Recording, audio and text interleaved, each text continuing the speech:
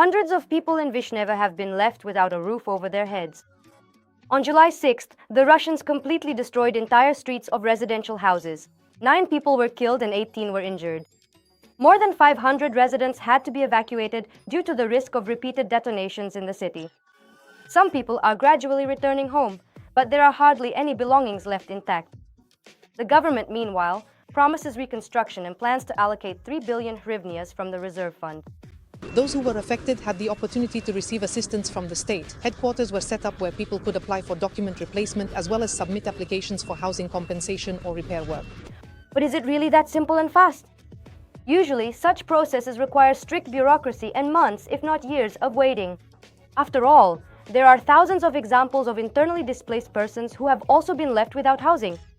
Moreover, the lack of funds in the state budget is also a recurring issue. So we will break down the scale of destruction in Vishnev, what led to the catastrophic consequences, who is responsible for it, and how to ultimately get assistance. Now please like this video and subscribe to the channel. Let's get started. On July 6th, the Russians launched a massive attack on Ukraine. The city of Vishnev near Kyiv was also hit. Fires broke out on the territory of warehouse facilities. More than 250 private houses and nearly 30 apartment buildings were damaged. The total area of destruction covered about 13 hectares of development. These consequences have been the most severe for the city's residential sector since the beginning of Russia's full-scale invasion. Therefore, Volodymyr Zelensky instructed to find out all the details of the circumstances. I expect the security service of Ukraine and intelligence to thoroughly clarify what happened in Vishneve. However, according to entrepreneur Vladislav Smirnov, the main question is not where the aggressor struck. After all, Russian terror is nothing new for us. The real question is why the Ukrainian authorities did not protect people from danger and did not prevent the possible consequences. If there was an ammunition depot or a facility storing rocket and artillery munitions in Vishnev, and the nature of the detonation raises this very question, then this is not just a consequence of the Russian strike. Such a facility should not have been located among civilian buildings. At the same time, the spokesperson for the General Staff, Dmytro Likovy, stated that the facility where the explosions occurred does not belong to the armed forces of Ukraine and is not under military control. The order of the Commander-in-Chief of the Armed Forces of Ukraine remains in effect, which prohibits the placement of ammunition depots and other similar facilities near civilian buildings and places where civilians are present. However, it is now important to focus on reconstruction and providing assistance to affected residents. Currently, emergency response centers are operating in Vishnev to address the aftermath. People can receive food packages, hygiene products, and also register to receive financial assistance from the city council and international organizations. If your home has been damaged, the military administration recommends first submitting the appropriate report through DAIA or contacting the Administrative Services Center, TSNAP. However, the experience of internally displaced persons throughout all the years of the war shows that the compensation process is not entirely well established. People are forced to spend months waiting in lines, waiting for inspections and damage assessments, and then waiting again for approval and issuance of certificates. Assistance is available, but it often does not cover the actual losses. Replacing windows is manageable, but compensating for a house or apartment is a much tougher challenge, since the certificate amount often turns out to be much lower than the actual real estate prices in Ukraine. However, let us hope for the swiftest possible implementation of the assistance plans. I urge Ukrainians who have faced similar situations to share their own experiences in the comments.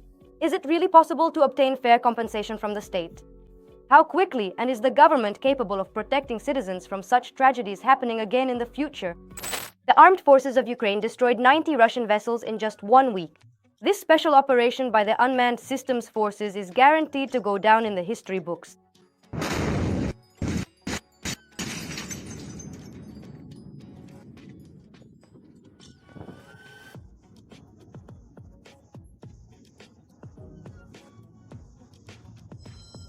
Our guys have simply rewritten the rules of naval warfare in a way no one has done since World War II. In just a few days, the Sea of Azov has turned into a massive graveyard for Russia's shadow fleet. Tankers, tugboats, ferries, everything that was supposed to transport weapons and fuel to the occupiers is now either disabled or spectacularly burning. The result, Putin's Crimea has been completely cut off from supplies. No fuel, no armor, and no chance of reinforcements by sea or by land. And now the Kerch Bridge is not a crossing but a ticking time bomb. Any Russian tanker that dares to approach it automatically turns the bridge into a perfect target for the next precise strike. But the funniest part is that this destruction is only half the catastrophe for the Kremlin. The second part of the disaster is already quietly creeping up on the Russians straight from Siberia. What exactly is happening there, and how Ukrainians managed to pull off this historic operation? Find out next. It's going to get intense. They were probably forced to resort to such actions because there are simply no other ways to deliver supplies here anymore. Because there was the so-called Kerch Bridge and the so-called land corridor remained. As for the corridor, you just showed in your report what's happening there, and that's true. As for the bridge, the situation is completely uncertain. It's not allowed to drive onto it, so it's like it's not even a cow you can bring anything to, even in such a crisis. Well, that also says a lot, actually. That's why they resorted to such a risky operation. Why they decided that the Sea of Azov is safe for this, I still don't understand. Because, in principle, it was publicly stated more than 2 years ago that it is within the range of weapon systems, and those weapon systems have changed a lot over these 2 years, and definitely not in favor of the Russians. It was quite a risky decision, and in principle the result was predictable. So I believe that because of this they will have quite a lot of trouble, because probably this was their last more or less chance to deliver in sufficient quantities. Because, well, of course you can try to break through by land with fuel trucks, and at some point maybe even over the bridge, but the volumes are completely different. Mr. Dmytro, what exactly is known about these damaged Russian tankers? What condition are they in? Do they pose a threat to navigation? And is there perhaps any information about a possible leak of fuel or lubricants from these damaged tankers? There hasn't been any such information so far. Of course, it's quite difficult to verify this. The Russians generally conceal the consequences as a matter of principle. But believe me, if something like an oil or petroleum spill or direct burning had actually happened there, they would have already been telling all their media that Ukraine had organized an ecocide or something like that. That would be just their style. If such information still hasn't appeared in the information space, it means they simply don't have the corresponding footage. And regarding the roads, there aren't that many routes in the Sea of Azov. It's a shallow sea, the depths are small, and the roads are quite limited. Therefore, of course, this creates a problem for other vessels that are illegally present there. Mr. Dmytro, there was information in the media that after the drone attacks, Russia temporarily blocked the sea routes leading to the Sea of Azov. What exactly is this about, and how much does it complicate Russia's own logistics and export shipments? Well, apparently, yes, navigation is currently suspended, and this is quite a significant outcome. Considering that, in fact, from the Sea of Azov, they were exporting either their own products from Temryuk or those they had taken from our territory, that is, looted goods, through Temryuk in particular. Well, for us, of course, this is also a significant achievement because it effectively prevents the Russians from using our ports on the Azov Sea, Mariupol and Berdyansk, for their own interests. Mr. Dmytro, does this closure of sea routes affect the supply of the occupying forces both in Crimea and in southern Ukraine? We will see that soon enough, because such processes have a lot of inertia. One way or another, it has to have an impact, because it's simply one of the logistical supply routes. And considering that they have resorted to such actions, it means that this accordingly must also have an impact. And overall, how difficult is it to strike targets specifically in the Sea of Azov? Well, in order to get there, you have to cross quite a large area of land, which is protected by the enemy's air defense forces. Therefore, just to reach that area, you already have to go through a rather difficult quest, and then you still need to find a moving target over a large area. So this really is a high level of skill. Mr. Dmytro, are the Russians now forced to change the routes of their tankers and auxiliary vessels after this series of successful Ukrainian strikes? So in general, what is happening at sea with their ships and these vessels? As I mentioned earlier, there aren't actually that many available routes or paths there, so of course they can try if they want, but the fundamental nature and layout of this specific area is a bit different, so it's quite difficult and complex there. We also see that not only warships and tankers are coming under attack, but also tugs, ferries, bulk carriers, and other auxiliary vessels. Please tell us about these targets. And why have they now also become a priority for the Ukrainian Defense Forces? Well, because anything that delivers anything to Crimea basically falls under the category of logistical support. The Russians have constantly used ferries both for transporting military cargo, equipment, as well as personnel. They deliberately mix with civilians to make operations as difficult as possible. As for the cargo ships, that's a whole separate story. You can't really control what exactly they are bringing into Crimea, especially considering the delivery issues.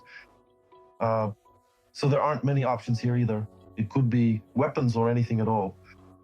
So in principle, the choice of targets here is quite logical. Tugboats, supply vessels, all of that is also about carrying out these logistical operations.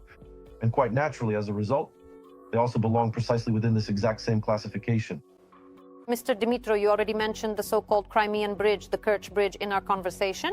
So what is happening there right now in general? How are the Russians trying to protect it? Essentially, it's a transport artery for them, their symbol. So what exactly is going on there now? Well, for them, it's a traditional bond, maximally sacralized. So basically, they've already done everything they could. I don't know what else they could add there to ensure the security of this facility. Something tells me that it still won't help. But nevertheless, yes, they've always taken this issue quite seriously, and most likely that's one of the reasons why it's still standing there. And in addition to the previous question, I can only add that crossing the state borders in general is a crime, an illegal crossing. And likewise, entering a closed maritime area, which is 12 nautical miles from the coast, is also considered an illegal crossing of the state border. That is, in fact, an incursion. And here, in fact, it doesn't matter what kind of object is doing this if it is done without permission. Therefore, all of them are, in fact, legitimate military targets. Mr. Dmytro, you recently said that the second part of the international Sea Breeze exercises will take place in July. Could you please tell us if these exercises have already started? What is their main purpose and objective? Yes, today we are officially starting the ceremonial opening of the important Sea Breeze training series here in the United Kingdom, specifically in Great Britain. The extensive preparatory phase is already well underway. And today we are officially commencing the specific activities that are directly related to these vital training exercises. These exercises are traditional and are the largest international exercises in Ukraine, and this year 5 Ukrainian mine countermeasure ships are already participating in them. The main theme remains unchanged. It is mine countermeasure operations. It is the preparation and work of headquarters. We are steadily moving forward with our efforts to conduct both the detailed assessment of our crew's interoperability with NATO forces, and accordingly, the comprehensive and necessary preparations for a full-scale demining operation in the Black Sea, which will most certainly be carried out in the near future. Mr. Dmytro, could you tell us how many other countries are participating in these exercises? When you look at the total count, there are approximately 20 different countries involved. A few of these nations may be direct participants, while others may be observers or staff officers. But that's the complete figure we are looking at. And how long will these exercises actually last? They are quite lengthy. For at least the next 2 weeks, we will be conducting these exercises in the waters, I almost said the Black Sea, a bit. That's for the future, yes.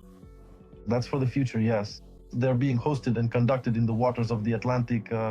And this year, it will be very interesting to see how things unfold as well. Mr. Dmytro, thank you for this conversation and for joining our broadcast. Let me remind you that we were joined by Dmytro Pletenchuk, spokesperson for the Naval Forces of the Armed Forces of Ukraine. Thank you.